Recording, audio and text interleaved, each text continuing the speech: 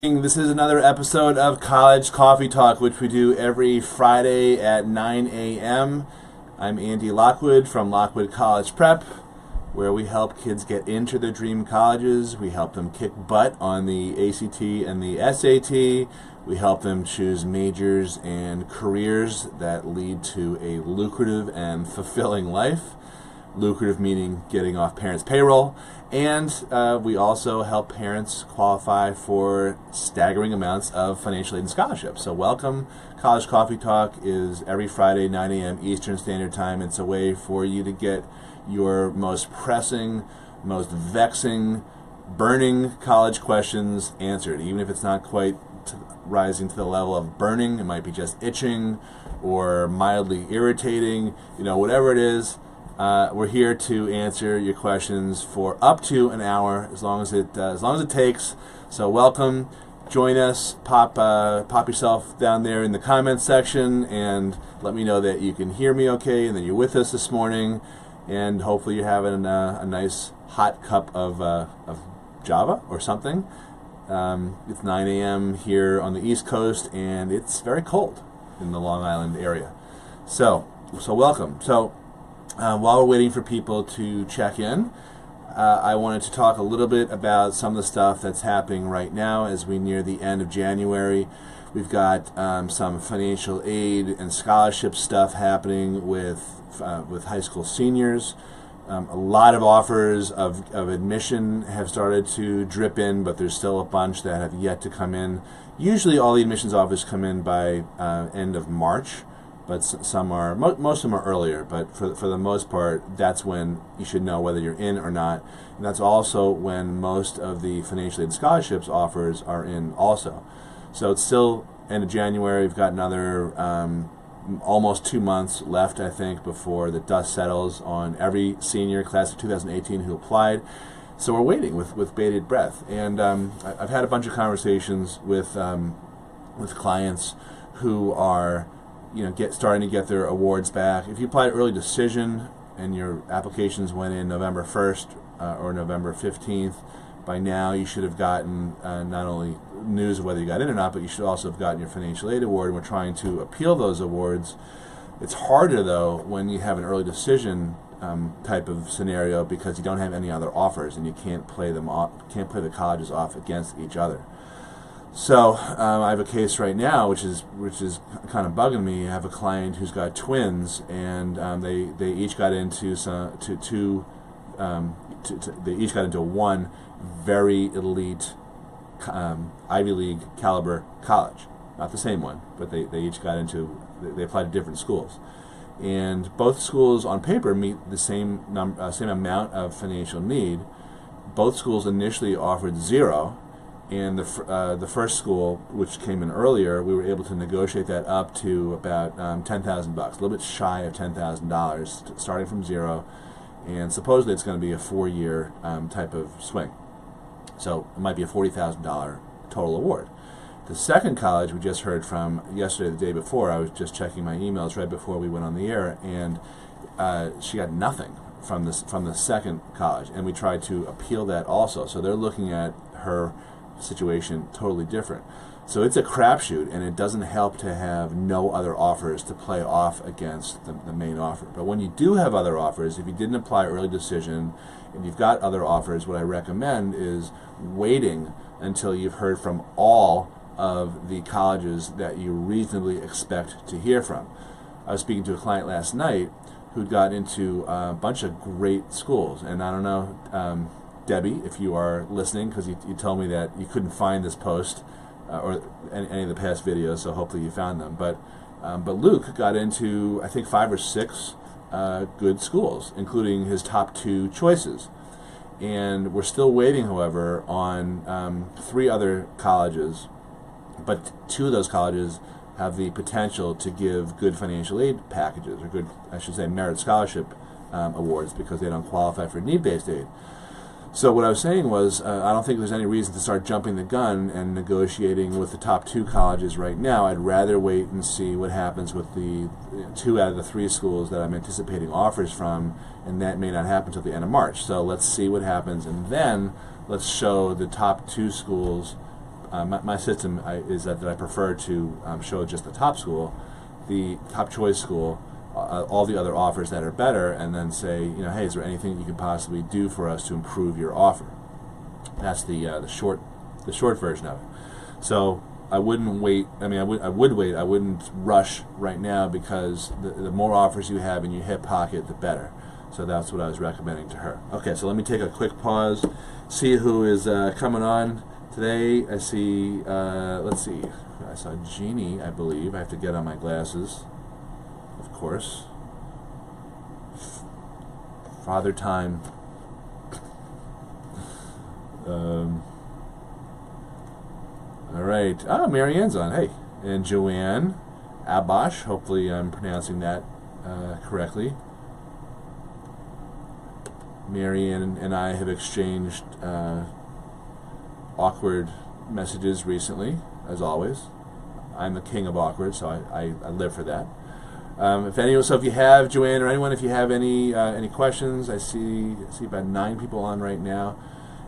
Anything that any comments, any college planning related questions, could be about financial aid, could be about getting into college, could be about ACT or SAT prep. Marianne runs an ACT and SAT prep business out on the east end of Long Island. I'm not sure if she's actually listening, but she might be able to weigh in with some answers to those questions.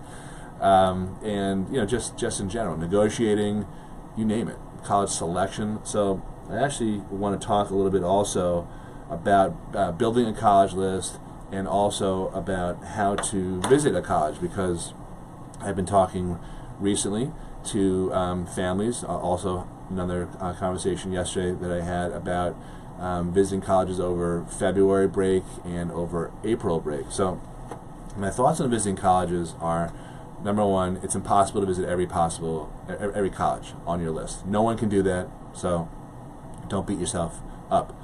On the other hand, you have to remember that visiting colleges when they're in session is the best time to go, because that's when you'll be able to see all the other kids who go to that college, and see whether you can fit in there. So do your best to make time over February and April breaks, if you have those in your district, because that's when that's when you'll get the most out of it. But if you have to see schools over the summer because you actually have a life and you have other things to do besides visit colleges, that's perfectly okay also.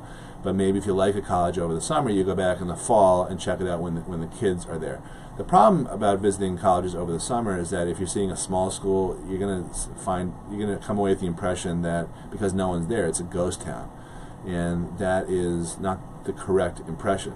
So, you might be able to discipline yourself so that you're not coming away with, or you're forcing yourself not to be swayed by that impression. But we're irrational, emotional, moist robots, as one of my favorite authors, Scott Adams. He's the Dilbert guy. He calls all of us.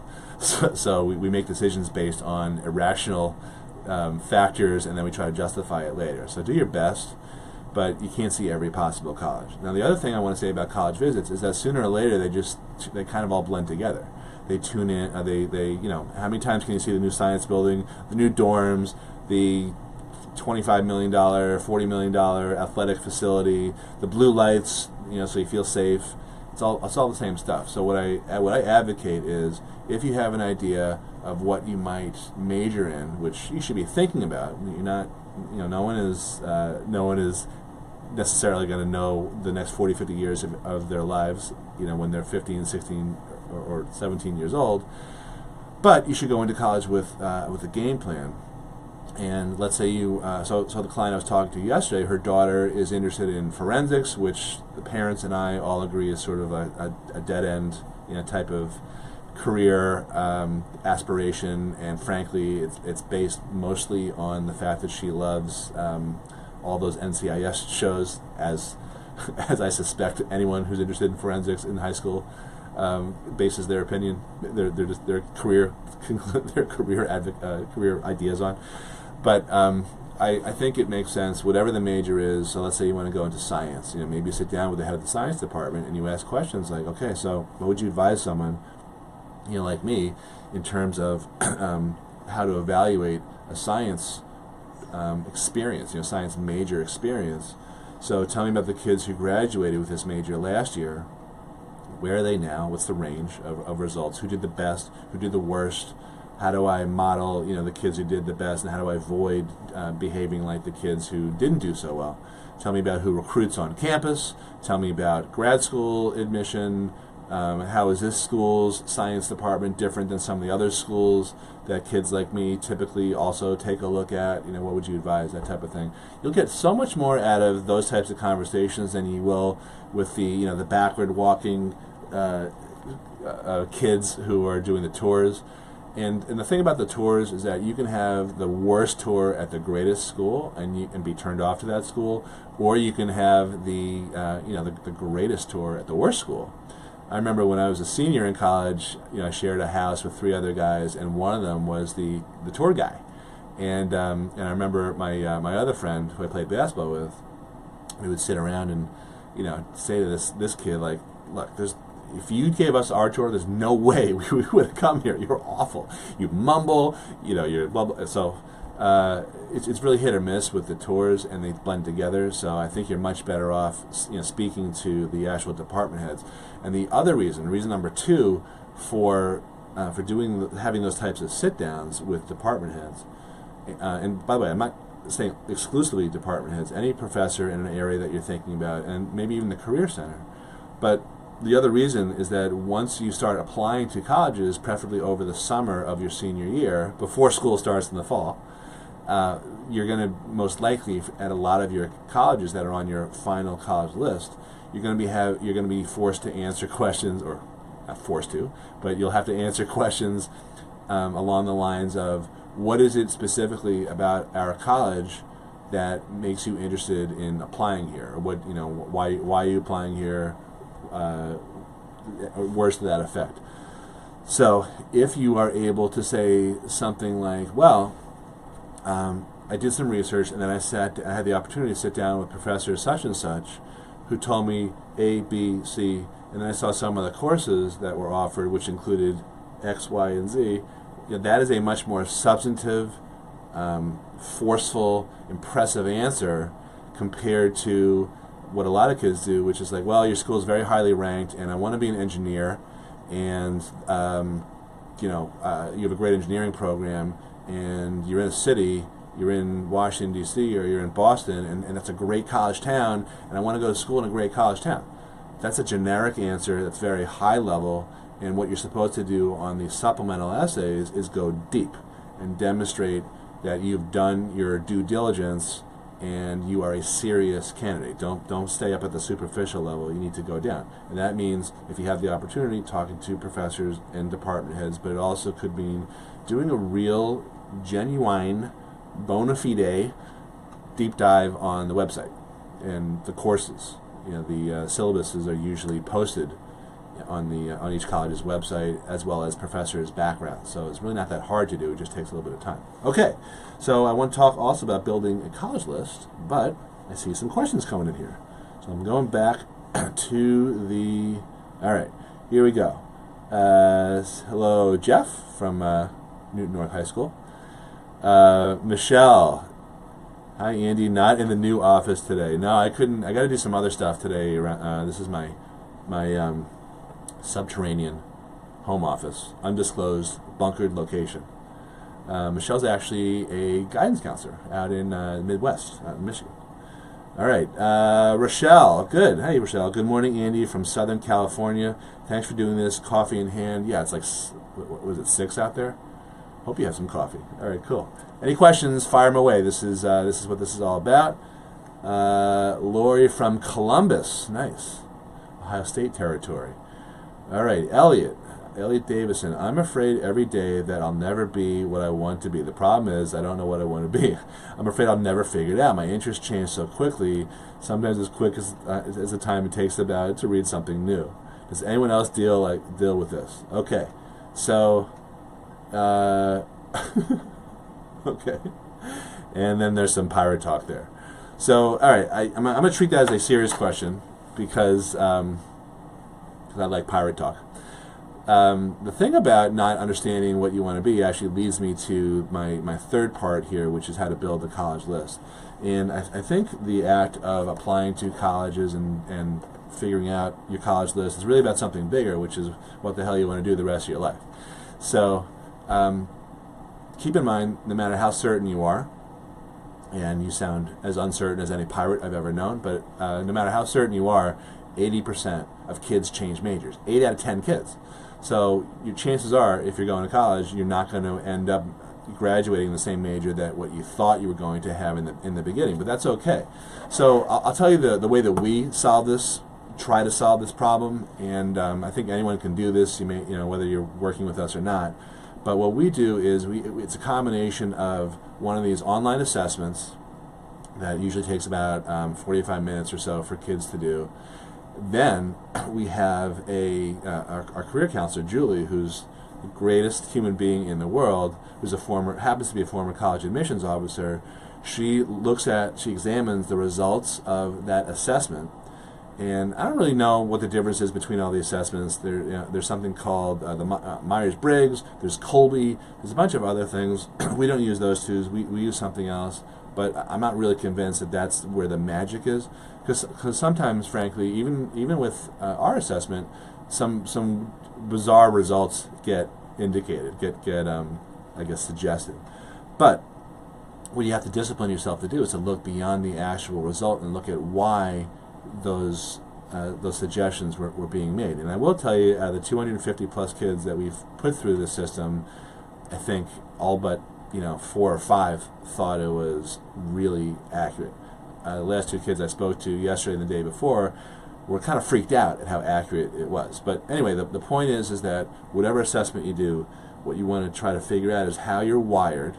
Because let's face it, some people are more extroverted, some are more introverted, some people are shameless seekers of attention. Okay, and some people. Some are more sort of creative and all over the place. So those are all examples of wiring. And what the task is, once you get a handle on how you're wired, the next thing is to say, okay, well, what does this translate into in terms of a place in the world for me? And that's when our career counselor, Julie, she will then look at certain at jobs and majors that lead to those careers. Well, that's something I actually do, but certain careers where we have varying degrees of whether they're in decline or average growth or in high growth modes, and then match those up to how someone is wired. So that's our process, and there's a lot more to it, obviously, but I think everyone should do some sort of assessment. And whether it's you're one of our premium clients or you're doing this on your own, I still think it's a great idea to do this. A lot of high schools, to their credit, have their kids do this type of assessment in 10th grade. I think my 8th grader, well, she's now 9th, but last year she did some sort of assessment also, and it was pretty accurate. And I think it had to do with Naviance, or Naviance has, I think, a Myers-Briggs version of an assessment. So if your high school has Naviance and they haven't yet had you do that, I would suggest that you do that first, and that'll at least get the wheels turning in terms of thinking about what majors and careers that might be right for you. And then the next step is, okay, now let's back into this is how we do it, and this is different stuff. So I'm not claiming that this is the only right way to do it, but I've just my thinking on this has evolved over the last 17 years of advising kids and families, and what I'm getting at is, I think for the most part, guidance counselors and parents and kids pick colleges for the wrong reasons. They're too focused on the 4 years of college instead of the what's next, the 40 years versus the 4 years. So what we do is, if you're paying attention, is we focus more on the 40 years first, and then back into a set of colleges that are reputable in maybe 3 or 4 of those areas that we end up picking and choosing and isolating down. And then from that point, now that we have a bunch of reputable schools, then we start looking at more traditional college planning types of factors, such as big, small, medium, East Coast, West Coast, Midwest, whatever. whether they're going to give money. That's a pretty important one for a lot of our clients, and so forth. But that is how, to me, that's the only way to pick colleges responsibly. And whether you're a pirate or you're not a pirate, I think that it's perfectly normal to not know exactly what you want to do with the rest of your life. But that doesn't mean you shouldn't just punt completely. You should go into college with a game plan, actually several different game plans. A plan A and a B and a C and so forth, and hopefully they overlap so that when, not if, but when you change majors, you don't have to make up a whole bunch of credits, and you don't have to spend an extra year and an extra $60,000 to explore this, to accommodate this, and it's a mess that you can avoid somewhat easily. All right, got some more questions coming in here. Elliot, thank you. Talking like a pirate is just a thing I do. I'm all ears. Okay, that is funny. There was some really, I don't think it was a terrible show, but there was some show where a guy always talked like a pirate. In the last 5 years, I can't remember what it was. It cracked me up. So ahoy to you, my friend. All right. Patty Schwartz. Hello, Patty. Hello, Heidi. Not from DC. Elliot will take an assessment. Good. Or Gake an assessment. I don't know if that's pirate talk or a typo. Gabe Thrower. I currently attend college at Penn State, and tuition is about $10K a semester. Do you know of any good grants for students with a high-standing GPA for students who are low on treasure? I guess that's pirate booty, like gold.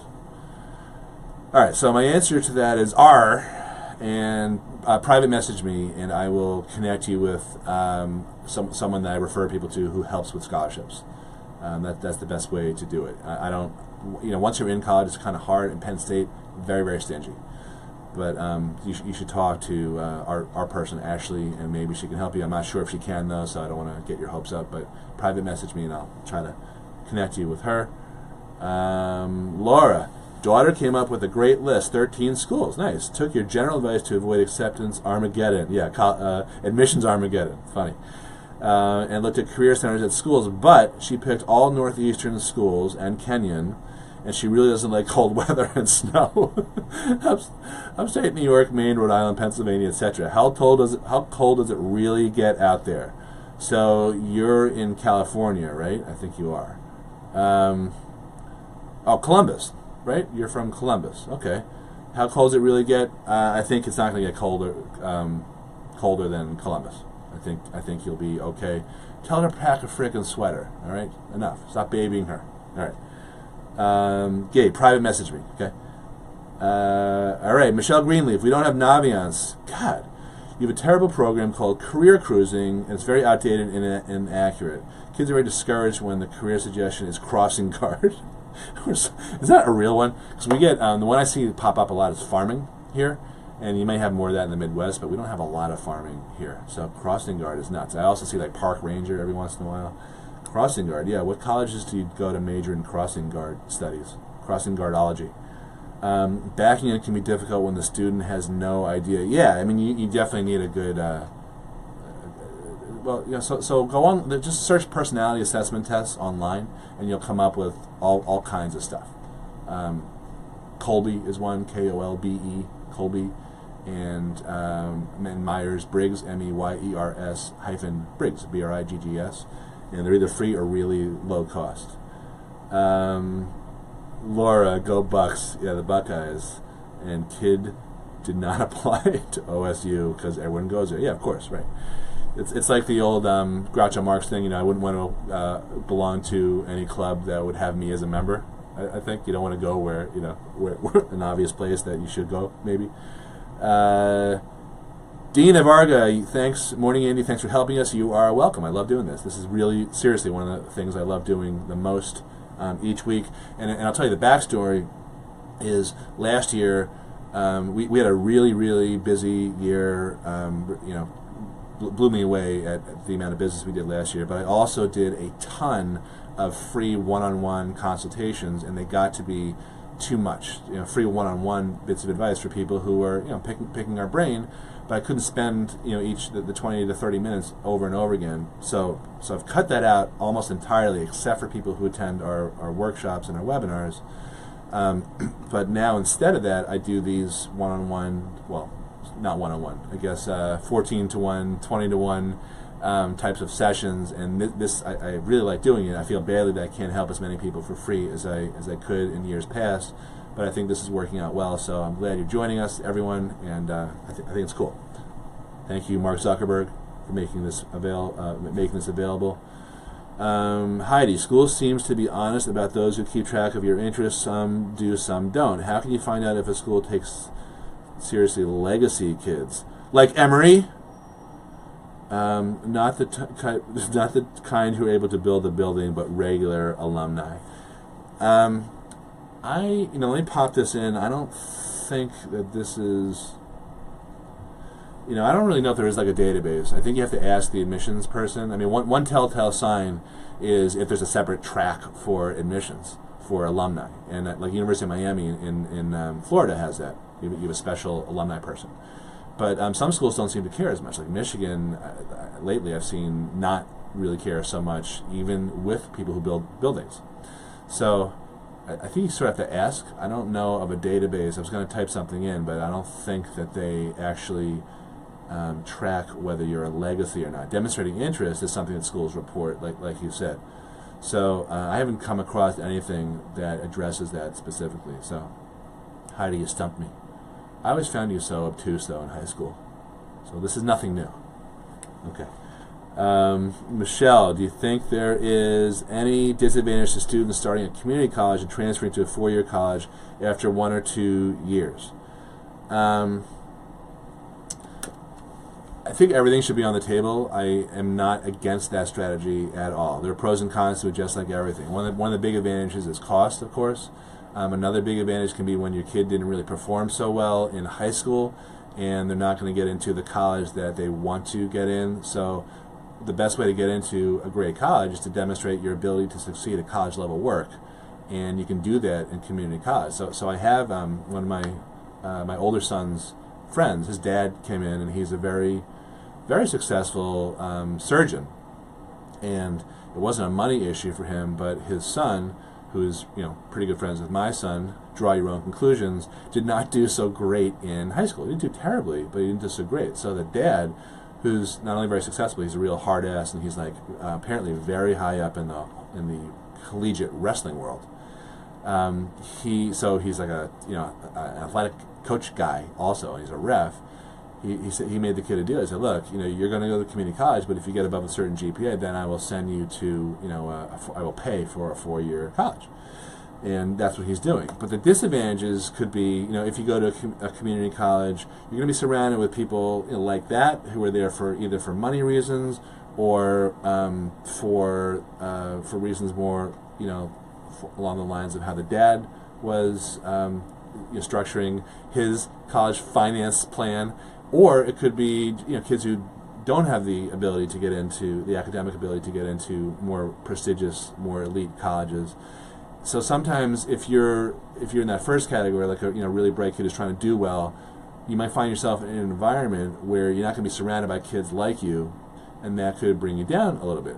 I don't really put too much weight on that, but that's certainly a factor. And another factor is when you transfer into another college, you're going to be there. You might be at a social disadvantage for a little bit because you're going to be there with kids who have known each other for at least a year or possibly 2 years before you even got there. So it might be harder to find your way.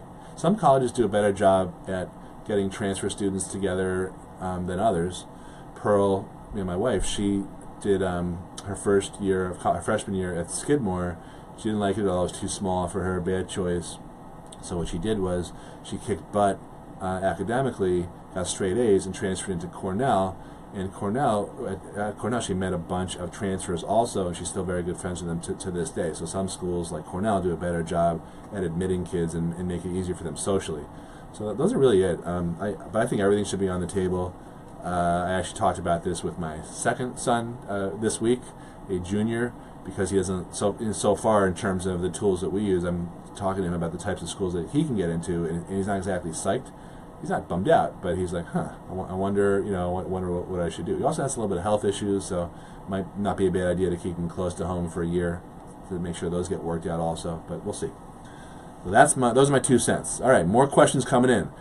If you have, anything any college questions, I got as long as another half hour before I go off the air here and get to the rest of my day. Dan Maloney or clown. I don't know what that means, but probably some sort of slate. Okay.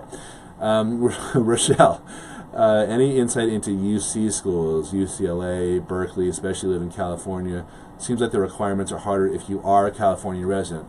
That is, you have the same insight that I do. It is harder if you're a resident because, California is, it's messy there, budget-wise, and like many state schools, but particularly the California state schools, they need higher-paying non-residents. So it's gotten super hard to get into those schools, and it's not cheap the way it used to be either. So I think ultimately, when you construct a college list, you need to be looking around at in-state and out-of-state schools, which is what I say for pretty much every family anyway, but definitely for Californians. All right. Heidi, not Emory, Wash U, and then she told me to shut up. That's the type of behavior, again, from 1983 through 6 that you've constantly displayed, so at least you're consistent. But, this is it's a Facebook feed. I can't shut up. There's other people who want to hear me too, Heidi. She always thought it was about her. Okay.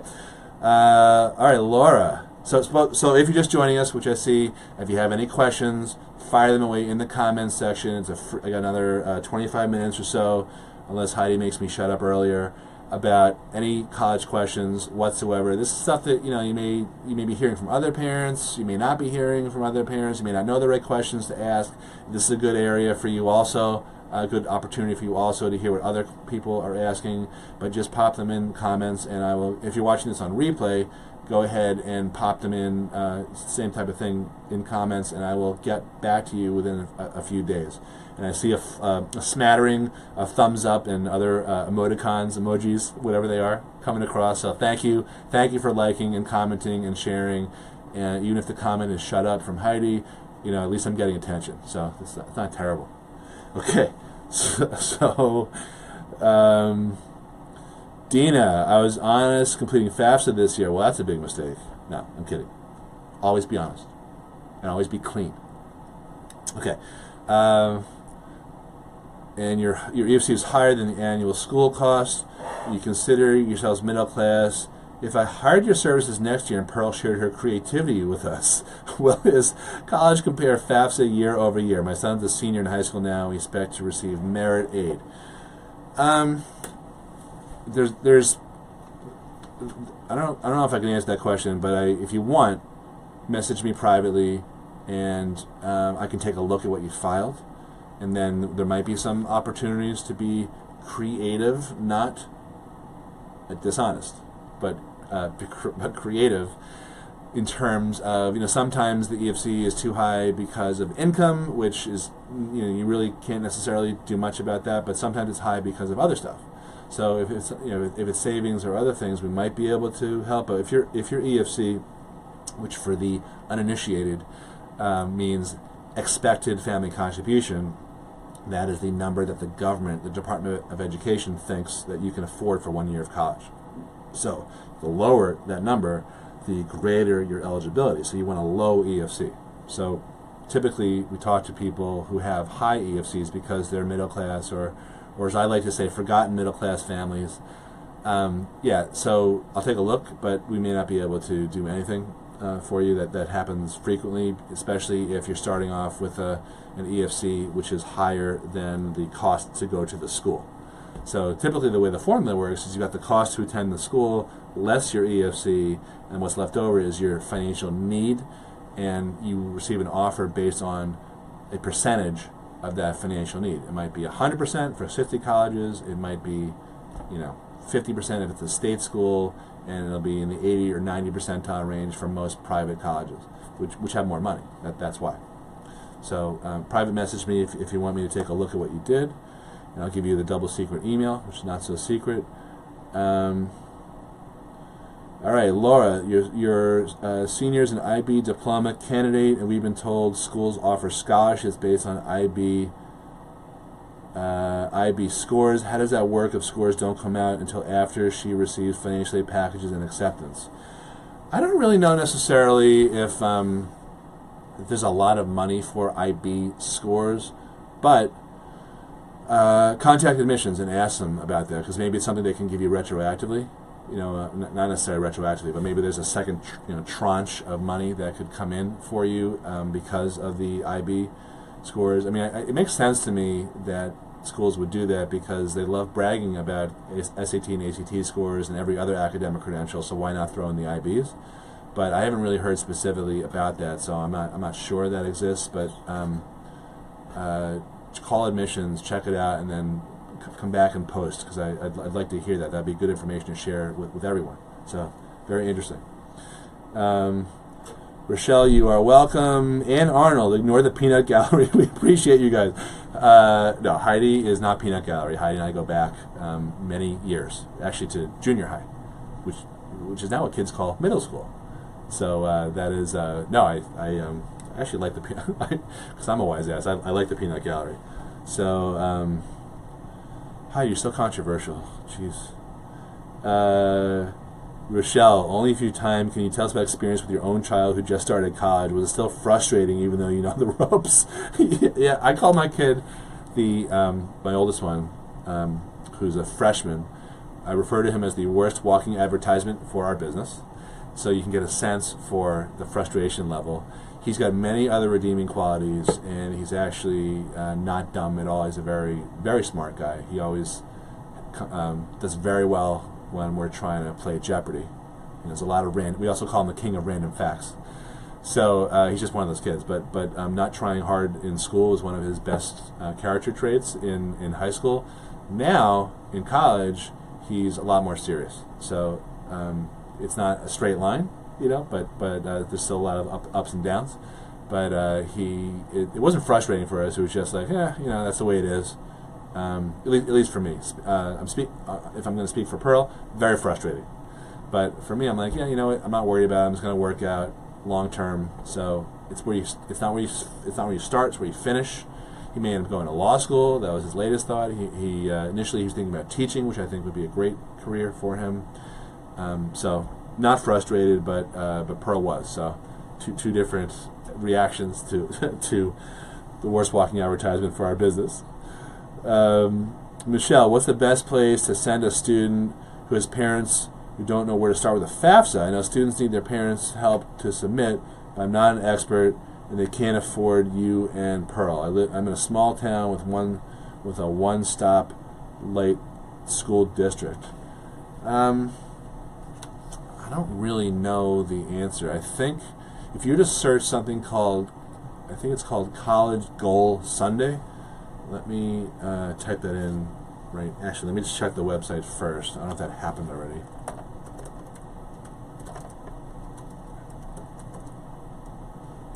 I'm searching College Goal Sunday. All right, .com. That's not it.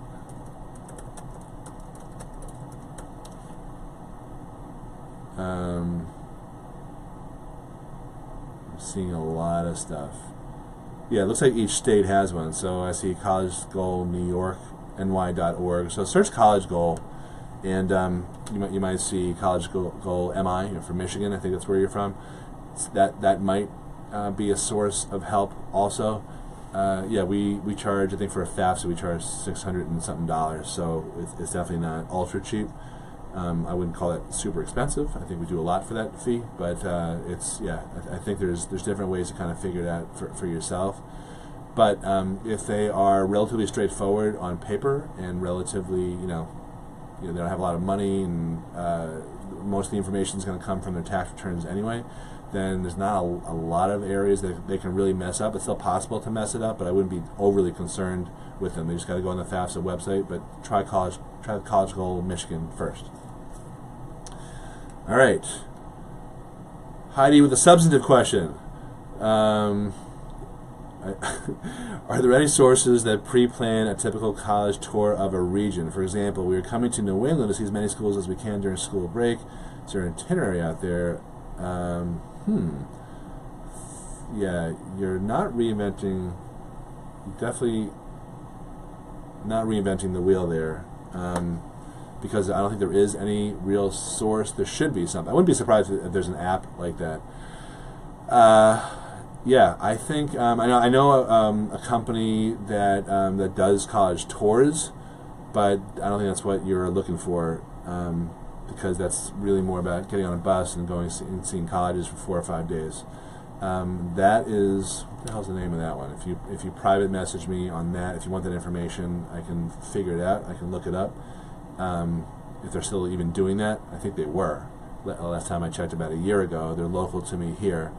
If anyone else knows about some sort of app or some sort of resource on college tours, I think that would be good. I think the reason it doesn't exist is probably because people are all over the map, pun, about their grades and their scores and the types of colleges. So all I would tell you is you can't see. It's very hard to see more than 2 colleges a day, and you don't want to see only super reach schools.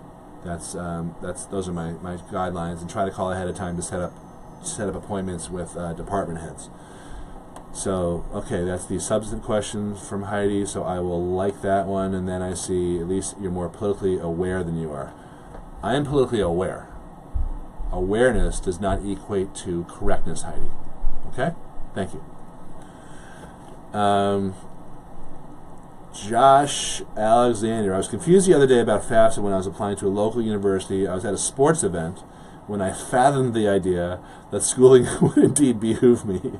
I'm lost in the sea of knowledge. Would it benefit me to set up an appointment with Og Mudbone? Yes, you definitely should do that. And great comments. Clearly you love attention from random people on the internet like me. Definitely set up as many random appointments as you can. That is a great use of your time, and I really like the FAFSA tie-in, so you get a like for that one too, because honestly, if I was your age, I'd probably be doing the same stupid stuff. Okay, Michelle, you are welcome. Dina, you're welcome. Dan Maloney has a tour resource. I don't know if that's something that's going to be helpful to Heidi too. All right, there's a momentary lull in questions, so I want to say a few more things about the college list, and then I'll wrap up here if there aren't any more questions. However, consider this your last call for more college-related questions, even if your name is Joshua Alexander. I figure that's giving you enough attention if I keep saying your name, assuming that's your real name. So, anyway, all too often, parents and kids will visit colleges that are only on their super dream school A-list, ridiculously hard to get into types of colleges. And the problem with that is you may not get into those schools, but you may not also be able to get a good feel for schools that you're at least 50-50 or better odds of getting into. And if you don't visit some of those schools, it may become a self-fulfilling prophecy that you don't get in, because a lot of those schools will not waste an admission spot on you if they think that you are not sufficiently interested in attending those schools. So if you're going to Boston, like Heidi is probably and visiting only Harvard, what I would say also is you want to go look at schools that are a little bit easier to get into too. Because when are you going to be back? Heidi lives, I guess, down in the Maryland area, so it's probably 5-6 hours or maybe more with traffic and all that. Assuming she's not taking her jet, and it's when are you going to get back there realistically? So you want to not just see Harvard and MIT, but you also want to see other schools that may appeal to you. Maybe they're on the BU Northeastern tier, maybe they're on a different tier. But it's very important to do that. Some schools are notorious for not admitting kids who don't show enough interest, like Tulane, like Tufts, and numerous other schools. They care about something called the yield, which is the ratio of everyone who got in versus the kids who actually matriculate.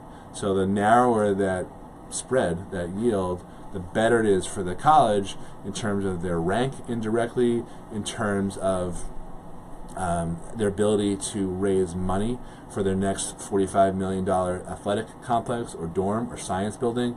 And the reason for that, this is a little known fact, but kind of random, but this is a great place to share this, captive audience, is that when a college goes to borrow money, from and deal with an investment banker who's helping them float some bonds, they look the one of the main indicators of how risky the college is or not is their ability to continue to charge very high prices, very high tuition, and they don't have they have the equivalent of a credit rating, but the yield is also kind of akin to a credit rating, because if a lot of people that they may actually go, that is a positive indicator that they'll be able to continue to charge those prices.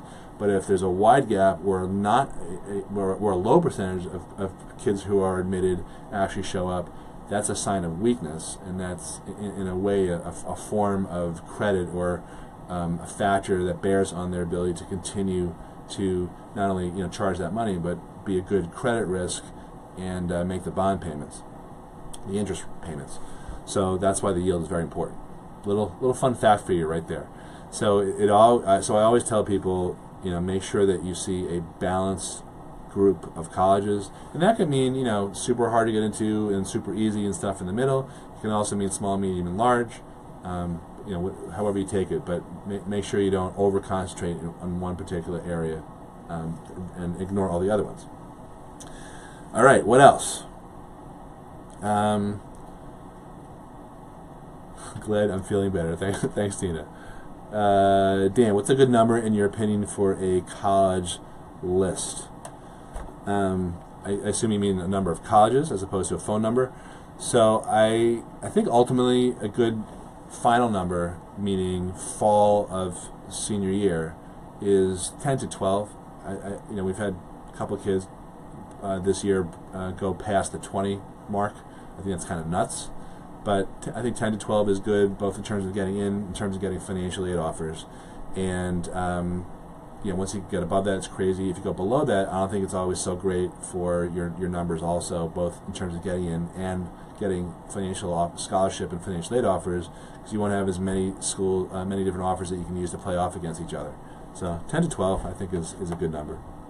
And it's very easy to do that too, to apply to 10 or 12 or 20 or whatever, because of the Common App. It's easy to just click one button and then you shoot them off. So, all right, let's go to Michelle Canarella.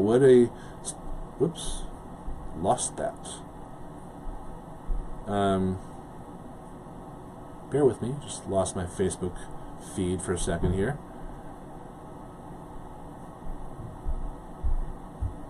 God, this is fun. All right, Michelle, doesn't 10 to 12 get a little price in application fees? Yeah, it does. It does, but it can pay off. How do I? Yeah, sometimes I miss comments, so I apologize. Ann Arnold, Western Michigan University just lowered out-of-state tuition by 47%. Yeah, that's cool. Has the strategy worked with other universities to elevate status?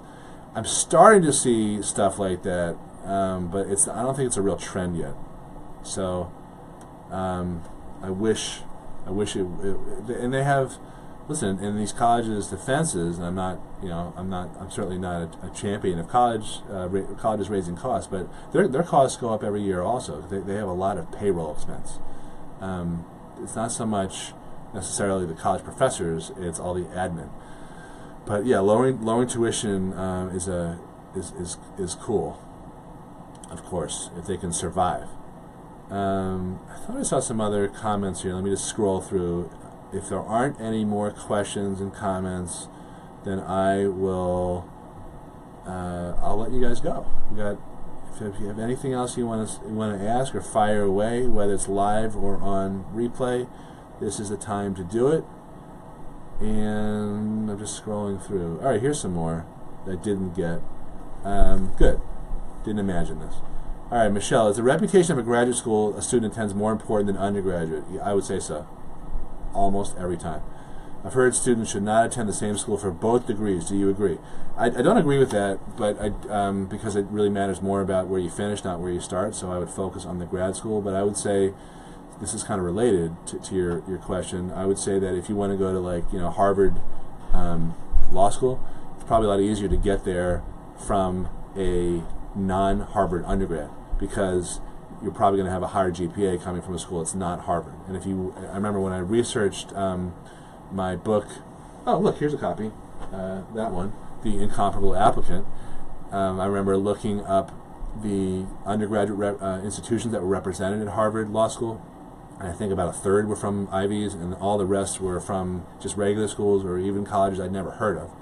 So that's an argument against going to an elite undergrad and an elite grad school, but that doesn't mean that it's bad to do that. It just might be harder to get in to an elite grad school from an elite undergrad, where you're going to have a lot more competition, and your GPA chances of having a high GPA are a lot lower. All right, Rochelle, my son is considering a lot of schools in colleges that changed lives. A while ago on a webinar, you said some things have changed there. I was wondering if you still think the points in that book apply today. I do think they apply, but some of the schools have come on and off that list. So if you've been on their website, Colleges That Changed Lives, I think it's Colleges That Changed Lives, ctcl.org. You'll see the updated list of schools. But yeah, I'm a big fan of that book. The late great Lauren Pope, I believe. Michelle Canarella, would a student in high school attending a summer program at a college make a big difference in their application, even if it's at a different school's summer program? So that is a great question. Oh, Cheryl's here. Hello, Cheryl. I will get to your question too. Yeah, I've gotten a few questions about summer programs recently. This is a good time to be looking at summer programs. If you're going to a prestigious school summer program, aka a way for them to make money by filling seats that are empty over the summer, that does not help you get into that school. That is by and large the way it is. So if Harvard has all these summer programs, but that doesn't help you get into Harvard. A lot of the Ivies have those types of things. What it does do, however, is demonstrate that at least you spent a summer productively, or part of a summer, productively trying to get more, trying to improve yourself, learn more, that type of thing. So it's good from that standpoint, but it's not necessarily going to tie into that particular college's admissions. In fact, these days, I think most of those college admissions offices and the summer programs go out of their way to specifically not imply that anymore. Although in past, the implication was there a lot more.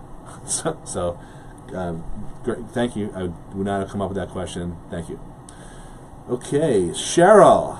When does the Common App release the essay topics? Wondering when Stacy can start her essay for next year. Yeah, I'm sure she was wondering that too. I'm sure she's chomping at the bit now that it's January. Technically, the Common App comes out August 1st. So that's when the actual essay topics are released. But for the most part, we know what the college essay topics are going to be. I believe they're going to be the same this year as they were last year. So you can look at last year's Common Application essay topics and check them out. But I really wouldn't start doing it until after school ends in June, and then we'll get her in the office. We're also going to be doing some boot camps, which we spoke about, where kids are going to come in and just work on essays and applications and all that. But I wouldn't really focus on it at all until after you finish up the school year, your junior year of school, and you turn to summer. So, good question. Very proactive, that Cheryl. Michelle, was a student. Okay, already gave that one. Good. Rochelle Miller, LAC equals Liberal Arts College. Yeah, sure. Yeah. And hello to Fran, who's checking in. God, I still like that joke. So hello to Fran. Hello to everyone. If you have any other college questions, fire them away. I'm going to reissue last call. We got 4 more minutes here. Thank you all for joining. Please like, comment, and share this. That really helps us a lot. Oh, you know what? Let me ask a favor, actually. Assuming that you're in a good mood, we just moved our office to Glenwood Landing. I think I mentioned that last week. And Google really likes, good reviews. So if you could Google us and leave a preferably a glowing review. Shame, this is embarrassing for me to say this, but if you could do that, you go to Google, you type in Lockwood College, whatever, and then you'll see reviews, and then you click on that. It says leave a review. I'm really trying to ramp up those reviews to get some more Google juice, which just helps our visibility with the new office. So that would be great. In terms of other stuff that's going on here besides moving the office, I just finished revising the my How to Pay Wholesale for College book. So the new exciting title is called How to Pay Wholesale for College 2018-2019. I know, very clever. And I'm going to be releasing that, I believe, in the middle of February for 99 cents. So that's a promo that's coming up. I got a whole bunch of workshops that are coming up, including one tomorrow locally here in Huntington, Saturday morning, 10 o'clock. And we're launching a podcast also, which is going to also include some of these videos. So, we got a lot of stuff brewing here, and I just want to thank you for spending your time. I know you have other things to do than sit here and watch me yammer on, but I appreciate it. Pearl couldn't be here. She was out walking with our friend Mary in the 21-degree weather or something. So, yeah, she's committed. Rochelle, you're welcome. Cheryl says no, she won't leave a review. It's your prerogative, Cheryl. And Tony, thank you, Tony. That's awesome. So I appreciate that. Yeah, speaking PTA meetings and all that. Yeah, I do speak to a fair amount of PTAs and PTOs. So if you're ever looking to bring in a speaker, they can contact me either here or on our main website. I've spoken to a bunch, some this year, some over the years. So yeah. Love to do that. If you're local, I'd love to do that. So, okay. Thank you, guys. I'm going to sign off now. Have a great weekend, and look, if come back here every Friday if you want, and please spread the word. Appreciate it. Talk to you soon. Bye-bye.